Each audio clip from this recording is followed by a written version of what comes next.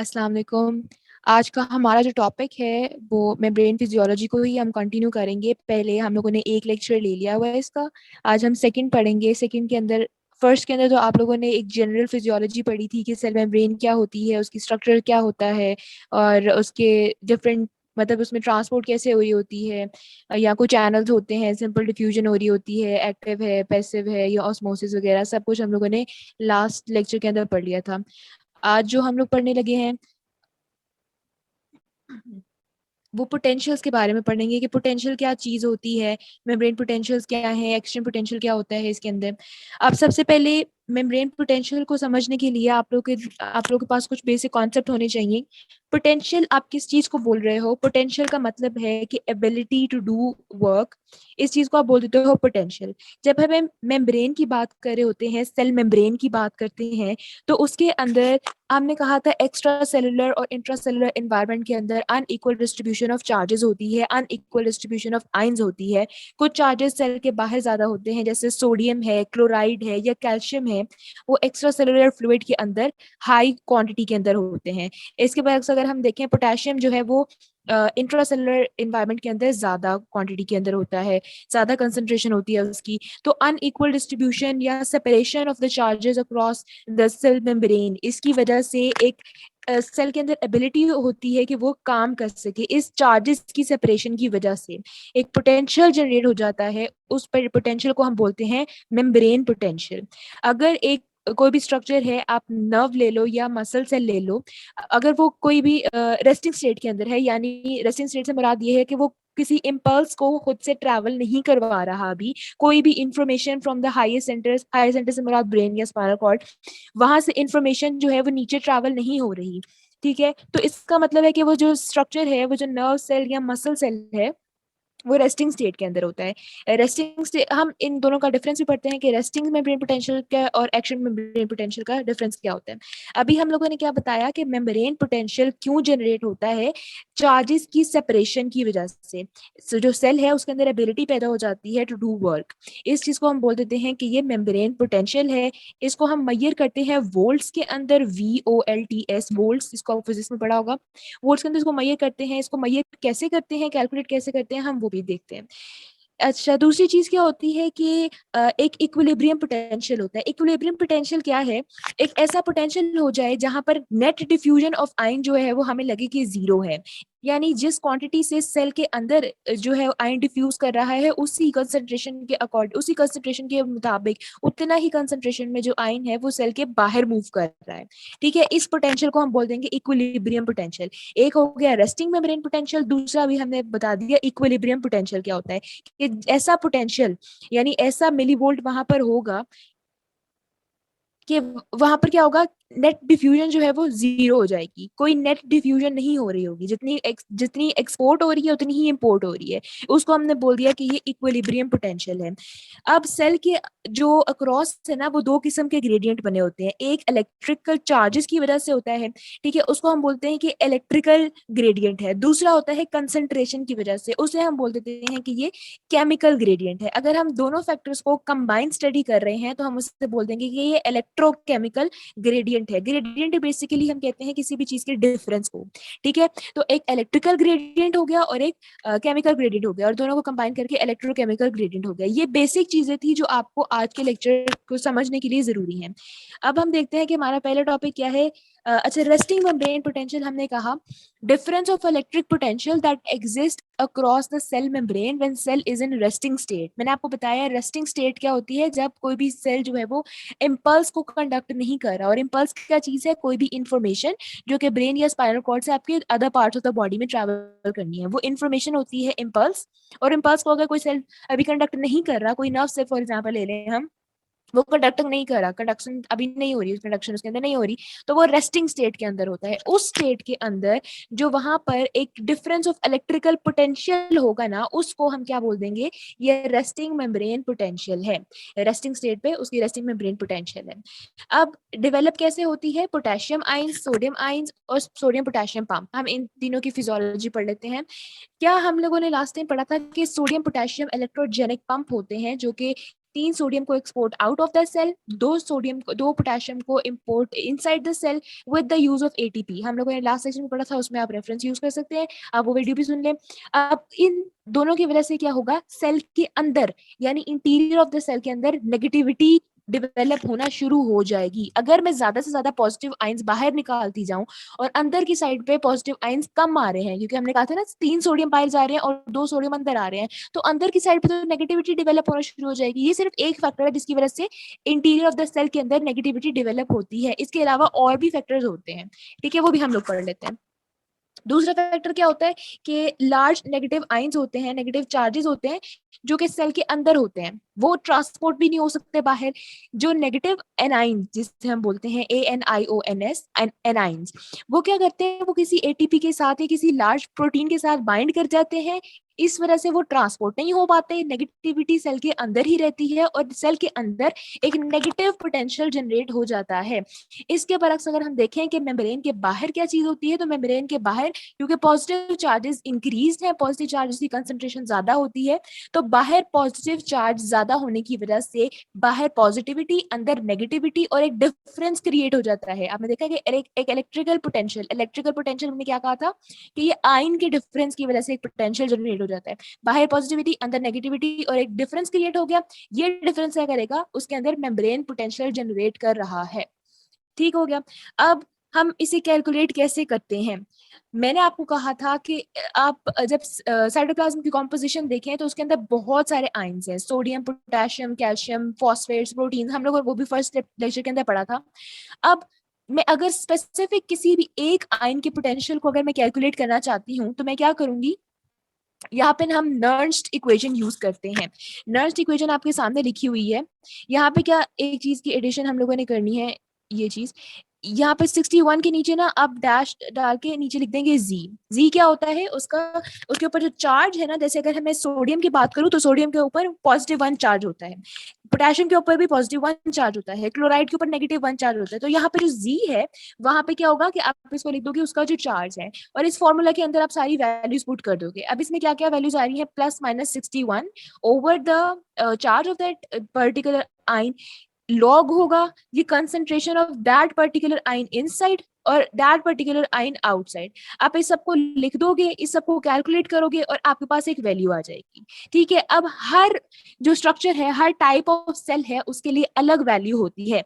जैसे नीचे आपके पास क्या है, स्केलेटल मसल के लिए भी दी हुई है, नर्व फाइबर के लिए भी दी है, हार्ट एसए नोड, हार्ट का जो एसए नोड होता है जो उसका पेस मेकर है, उसकी भी दी हुई है -55। ये आपने कुछ वैल्यू जो है वो याद कर लेनी है, आपके एमसीक्यू के हवाले से भी आपके लिए इंपॉर्टेंट होती है। अब ये तो हो गया कि किसी स्पेसिफिक आयन की वजह से जो एक पोटेंशियल जनरेट हो रहा है। अब क्या होता है कि अगर हम बात करें एक ओवरऑल पोटेंशियल की, तो ओवरऑल पोटेंशियल किसी एक स्पेसिफिक आयन की वजह से तो नहीं होता, वो तो सारे जितने भी आयन्स हैं उनके कंबाइंड इफेक्ट की वजह से होता है। वो एक दूसरे के इफेक्ट को कैंसिल आउट भी करते हैं, इनहैंस भी करते हैं। तो उसके लिए हम जो इक्वेशन यूज करते हैं उसको हम बोलते हैं गोल्डमैन इक्वेशन। वो मैं आपको दिखा देती हूँ कैसे होती है ये गोल्डमैन इक्वेशन। उसके अंदर भी बिल्कुल सेम चीजें ही है, प्लस ये +- आप 61 जैसे अपने अभी फॉर्मूला के अंदर यूज किया, आप उसको ऐसे यूज करोगे, लॉग लोगे। यहाँ पे जो P यूज किया हुआ है वो परमिएबिलिटी को शो कर रहा है और जो K है वो कंसंट्रेशन को शो कर रहा है। ठीक है, अब ऊपर जब आप लिख रहे हो, मैं आपको यहाँ पे शो कर दूं, जब आप इस ये ऊपर की साइड पे लिख रहे हो तो यहाँ पर इनसाइड के बारे में आपने पॉजिटिव की सारी जो भी इनसाइड की थी और नेगेटिव के बारे में ऊपर आउटसाइड के बारे में लिखेगा। ठीक है, पॉजिटिव आयंस के बारे में आप जब डिस्कस कर रहे हो तो ऊपर की साइड पे इनसाइड की कॉन्सेंट्रेशन और परमेबिलिटी आएगी, और जब नेगेटिव की बात कर रही है तो ऊपर आउटसाइड की आ गई। इसी तरह इसके बिल्कुल ऑपोजिट नीचे कर देना आपने। ठीक है, अब यहाँ पे जब आप उसकी परमेबिलिटी और उसकी कॉन्सेंट्रेशन की वैल्यूज डालोगे तो क्या होगा कि जितने भी आपके पास सारे के सारे आयंस जितने भी वहां पर मौजूद हैं जो कि इसको जनरेट कर रहे हैं, उसका इफेक्ट आप स्टडी कर लोगे, इकट्ठा कंबाइंड इफेक्ट आप स्टडी करोगे और उसके हिसाब से आप ये जो है वो वैल्यूज आपके पास आ जाएंगी। अदरवाइज हम सिर्फ एक स्पेसिफिक आयन की बेस पे तो नहीं बता सकते कि सेल मेम्ब्रेन जो है वो कैसे बिहेव कर रहा है, क्योंकि नेचुरल अगर हम बात करें तो सारे जितने भी आयंस वहां पर प्रेजेंट है उसके इफेक्ट को कंबाइन करके जो है वो सेल मेम्ब्रेन की प्रॉपर्टीज बनती हैं। इसके अलावा हम लोगों ने ये फैक्टर्स भी डिस्कस कर लिए कि नेगेटिव पोटेंशियल अंदर क्यों होता है। उसके अंदर अगर आपको मैंने अभी भी बताया, अनइक्वल डिस्ट्रीब्यूशन होती है, सेल के अंदर और बाहर कॉम्पोजिशन अलग है। दूसरा, सेल के अंदर नेगेटिविटी ज्यादा होने की वजह क्या होती है, एनाइंस की प्रेजेंस। और तीसरी चीज जो इलेक्ट्रोजेनिक नेचर है सोडियम पोटेशियम एटीपीएस पंप की, जो तीन सोडियम को बाहर और दो सोडियम को अंदर लेके जा रहा है, जिसकी वजह से एक नेगेटिविटी क्रिएट होती है। तो सेल के अंदर क्या होगा कि एक नेगेटिव पोटेंशियल जनरेट हो जाएगा, और सेल के बाहर क्या होगा कि एक पॉजिटिव पोटेंशियल जनरेट हो जाएगा। तो this is all about resting membrane potential. जो चीज हमने एक्शन में, अब क्या हुआ कि अब हम एक एग्जांपल लेते हैं कि आपके ब्रेन ने कोई एक मैसेज भेजना था किसी सर्टेन एरिया पे, किसी सर्टेन मसल पे। उसने क्या किया, एक इम्पल्स जनरेट की, उस इंफॉर्मेशन को हमने कह दिया इम्पल्स है। वो इम्पल्स ट्रैवल करेगी किसी भी सेल के थ्रू दूसरे पार्ट के ऊपर, ठीक है। जैसे हम कह देते हैं कि एक नर्व सेल है, उसने इम्पल्स को जो है वो कंडक्ट करना है, एक पार्ट से दूसरे पार्ट की तरफ लेकर जाना है। अब यहाँ पर क्योंकि वो जो सेल है वो एक एक्शन परफॉर्म कर रहा है, इस दौरान उसका जो पोटेंशियल और पहले था, यानी अंदर नेगेटिविटी और बाहर पॉजिटिविटी, उसके अंदर एब्रप्ट चेंजेस आएंगे जो कि बहुत स्पीड के साथ इस पूरे मेम्ब्रेन के ऊपर ट्रैवल करेंगे। इस सारे इवेंट को, ये जो सारी चीजें हो रही है ना, इस चीज को हम बोलते हैं कि ये एक्शन पोटेंशियल है। तो एक्शन पोटेंशियल क्या है, it is abrupt pulse like changes in membrane potential that spreads rapidly along the nerve fiber। या यहाँ पर जो आपके पास सामने लिखा है, series of events occurring in a resting membrane potential when the cell is stimulated by adequate stimulus। यानी एक सेल था वो रेस्टिंग मेम्ब्रेन, रेस्टिंग स्टेट के अंदर था, मैंने उसको स्टिमुलस प्रोवाइड किया, उसके अंदर काफी सारे चेंजेस आए जो एब्रप्टली एक साइड से दूसरी साइड पे चले गए। तो एब्रप्टली उसे ट्रैवल किया, ठीक है, ताकि वो एक हाई सेंटर से या कोई भी पार्ट है, एक पार्ट से दूसरी पार्ट की तरफ जा सके एब्रप्टली। तो इस चीज के जो सारे इवेंट्स हो रहे हैं, हमने उसको क्या बोल दिया कि ये एक्शन पोटेंशियल है। रेस्टिंग मेम्ब्रेन पोटेंशियल की वैल्यूज आपने यहाँ पे याद कर लेनी है। ज्यादातर आपको स्केलेटल मसल की तो आनी चाहिए, ताकि आप रेफरेंस के तौर पर आप यूज कर सको, ठीक है। -90 मिली वोल्ट, देखिए यहाँ पर नेगेटिव, जो रेस्टिंग मेम्ब्रेन था वो माइनस नेगेटिव वैल्यूज आ रही है उसके अंदर, ठीक है। अब इसके बाद अगर हम एक्शन पोटेंशियल की बात करें तो क्या होता है, इसके कुछ फेजेस होते हैं।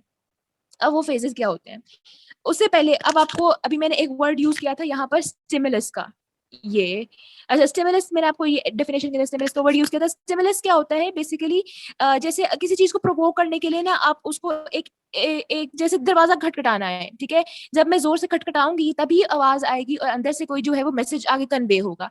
इसी तरह क्या होता है, जब आप कोई भी स्टिमुलस प्रोवाइड कर रहे होते हो, मैं आपको यहाँ पे ड्रॉ करके एक चीज दिखाऊं। फॉर एग्जाम्पल, अगर मैं कहूँ कोई भी चीज है, उसका ये लेवल है, जब तक मैं इसको इतना करंट फॉर एग्जाम्पल प्रोवाइड नहीं करूंगी तब तक वो शूट नहीं करेगा, ठीक है। अब ये जो सर्टन लेवल है ना, ये इसके जो क्या कहते हैं स्टिमुलस है, उसको ये जो लाइन है, ये जो लेवल है, ये डिफाइन कर रहा है उसके थ्रेश होल्ड को, ठीक है। थ्रेश होल्ड को मैं अगर उर्दू में डिफाइन करूँ, क्या होता है, दहलीज।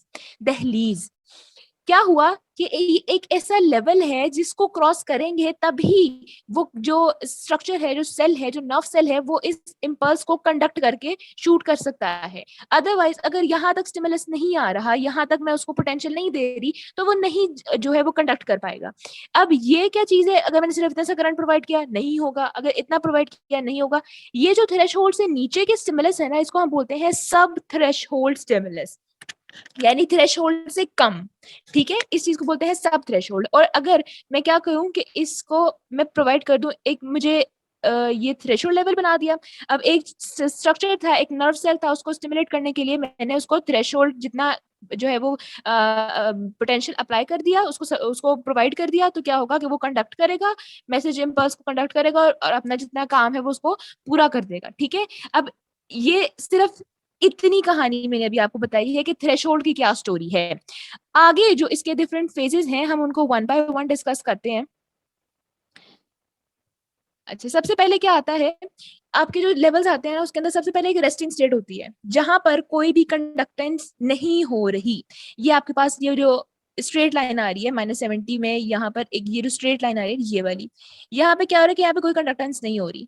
जब आपके पास एक लेवल आया, ये थ्रेशोल्ड का लेवल, ये ब्लू लाइन में दिखाया हुआ है, थ्रेशोल्ड का लेवल आ गया आपके पास। अब यहाँ पे क्या होगा कि इधर, अब सेल के अंदर नॉर्मली क्या होता है, रेस्टिंग स्टेट के अंदर नेगेटिव पोटेंशियल होता है, सेल के अंदर की साइड पे नेगेटिव चार्जेस ज्यादा होते हैं, नेगेटिव पोटेंशियल जनरेट हुआ होता है।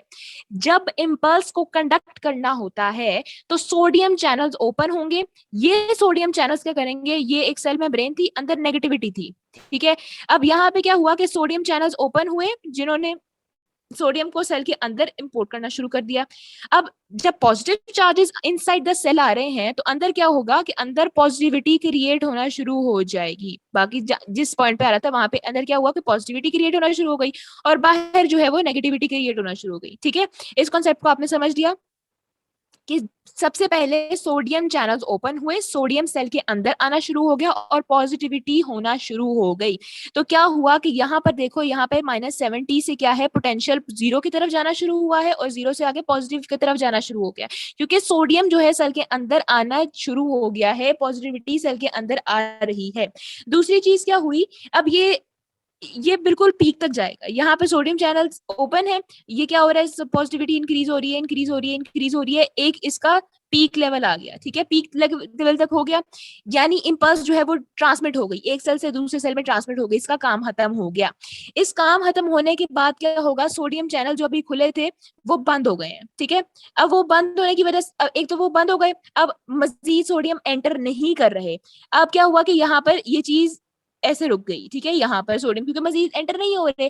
इसके बाद क्या काम हुआ कि जो पोटेशियम है it continues to leave the cell. अब पहले एक दफा पोटेशियम जो है वो ऑलरेडी, पोटेशियम के बारे में क्या है कि लीक चैनल्स ना आपके सेल के अंदर और सेल मेम्ब्रेन के अंदर प्रेजेंट होते ही होते हैं।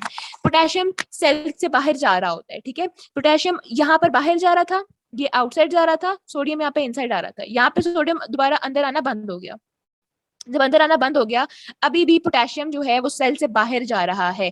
अगेन क्या हुआ कि एक पॉजिटिव चार्ज है जो कि सेल से बाहर जाना शुरू हो गया है। जब पॉजिटिव चार्ज बाहर जाना शुरू हुआ तो क्या चीज हुई कि यहाँ पर सेल के अंदर दोबारा नेगेटिविटी आना शुरू हो गई। देखिए, +40 से ये दोबारा से नेगेटिव की तरफ जा रहा है अनटिल, और ये 70 तक रीच किया। 70 तक रीच करने के बाद क्या हुआ, ये मजीद नेगेटिव हो गया। इसके फैक्टर्स हम पढ़ते हैं क्यों हो गया, लेकिन उससे पहले हम लोग एक और चीज पढ़ लें। इन फैक्टर, इन सारी चीजों को क्या कहते हैं, ये जो है डीपोलराइजेशन हो रही होती है पहले, फिर अच्छा इसको यहाँ पर, ये चीज क्या है, इसका कलर चेंज कर ले ताकि आपको जरा आसानी हो जाए देखने में। अच्छा, यहाँ ये जो